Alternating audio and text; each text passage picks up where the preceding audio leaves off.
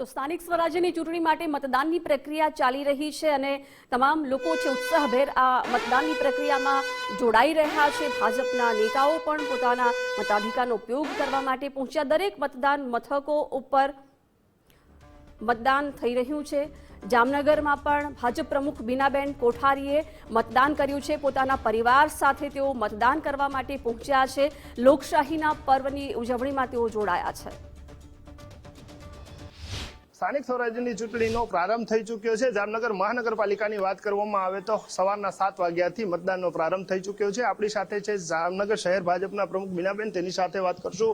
બીનાબેન, શું કહેશો? તમે પ્રથમ વોટ નાખી દીધો છે, શું કહેશો? હા, 7 વાગ્યાથી મતદાન ચાલુ હતું, એટલે સવારે 7 વાગે મેં અને મારા પરિવાર અને અમારા કાર્યકર્તાઓએ આજે 7:05 સુધીમાં મત અમારો પડી ગયો છે અને ખૂબ આશા અને અપેક્ષા સાથે ફરી ભારતીય જનતા પાર્ટી જીતીને આવે છે।